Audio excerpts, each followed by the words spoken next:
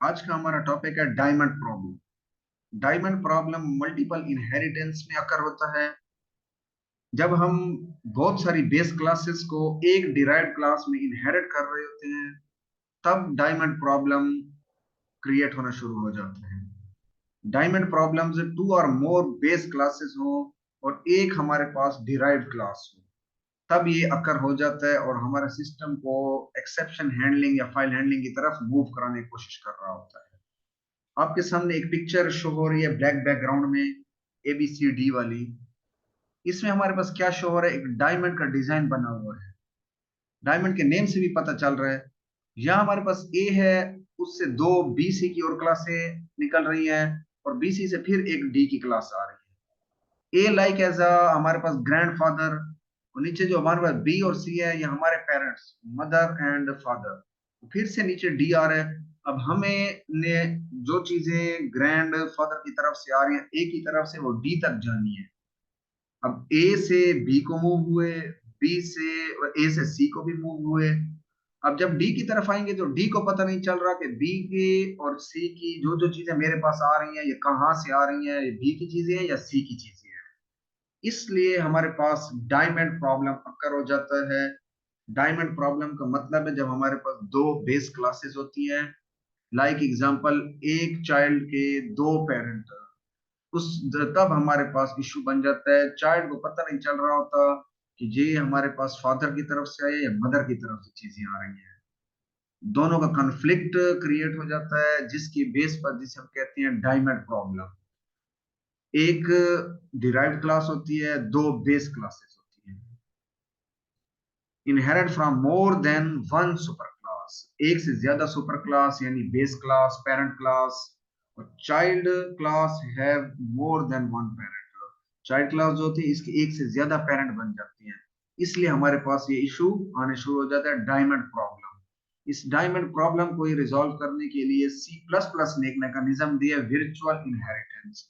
बहुत सारी लैंग्वेजेस जो स्ट्रांगली टाइप लैंग्वेज हैं, जैसे हमारे पास C#.NET वगैरह है, या जावा की लैंग्वेजेस हैं, जो बहुत सारी लैंग्वेजेस मल्टीपल इनहेरिटेंस को परमिशन अलाउ नहीं करते। इनका यूजेज वहां पर नहीं हो सकता, क्योंकि इस चीज से जब डायमंड प्रॉब्लम बनता है तो मेमोरी एलोकेशन में भी प्रॉब्लम आ रहा होता है, पार्सिंग के भी इश्यूज आ रहे होते हैं। बट C++ इसको अलाउ करता है, तो C++ ने इस एरर को, इस इशू को रिजॉल्व करने के लिए एक कॉन्सेप्ट दिया हुआ है वर्चुअल इनहेरिटेंस का। वर्चुअल इनहेरिटेंस हम यूज करते हैं एक कीवर्ड के तौर पर, जिससे ये इस इशू को रिजॉल्व किया जा सकता है। अब आते हैं हम अपने कोड की तरफ, उसमें देखते हैं कि ये हमारा डायमंड प्रॉब्लम बनता कैसे है और हम इसको रिजॉल्व करते कैसे हैं।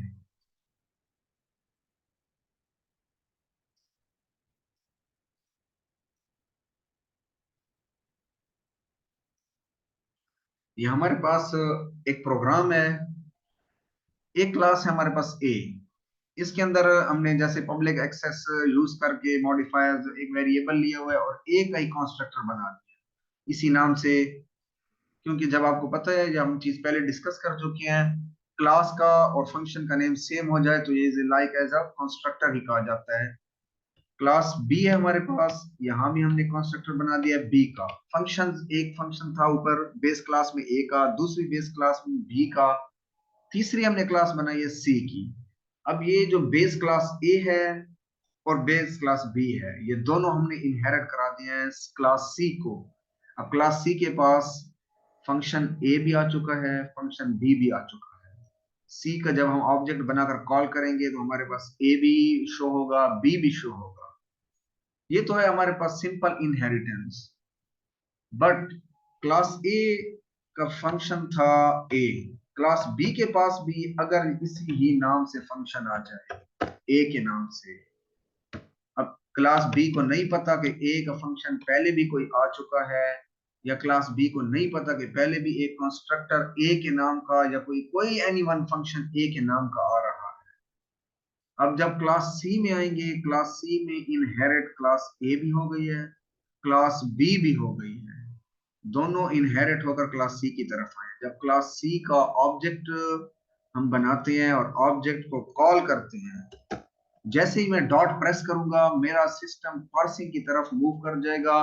मैं इसलिए डॉट राइट नहीं कर रहा क्योंकि मेरा सिस्टम पार्सिंग में शुरू हो जाता है। ये नीचे नीचे जो सबसे नीचे डन पार्सिंग लिखा पड़ा होता है, जो हमारे कंपाइलर की सबसे लास्ट लाइन होती है, यहाँ पर पार्सिंग शुरू हो जाती है और सिस्टम को फिर किल करके बंद करना पड़ता है। ऐसे कि सिस्टम रुक नहीं रहा होता। हमारी कंपाइलिंग जहां भी हमारी एग्जीक्यूशन हो रही है, हमारा कंपाइलर कंपाइलर उस चीज को रोक नहीं पा रहा होता। इसलिए मैं यहाँ डॉट प्रेस नहीं कर रहा, मैं सिर्फ आपको बता रहा हूँ कि डायमंड प्रॉब्लम है क्या, कि एक क्लास का फंक्शन दूसरी क्लास का फंक्शन सेम नेम से है।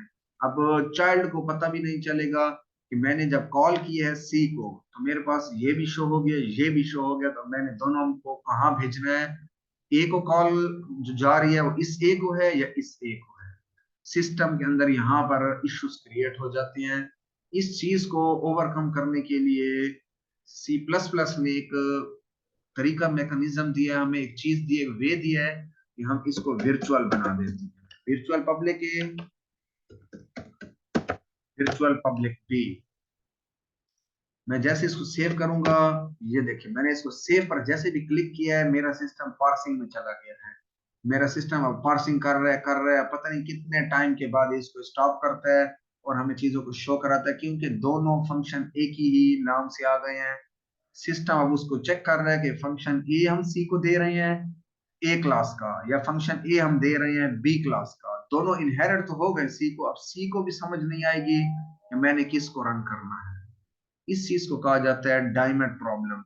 मोस्टली तौर पर हम मल्टीपल इनहेरिटेंस इसीलिए यूज नहीं कर रहे होते हैं, हम मल्टी लेवल यूज कर लेते हैं, मल्टीपल इनहेरिटेंस यूज नहीं करते, क्योंकि इससे सिस्टम के अंदर यही प्रॉब्लम्स क्रिएट होना शुरू हो जाती हैं। Thank you.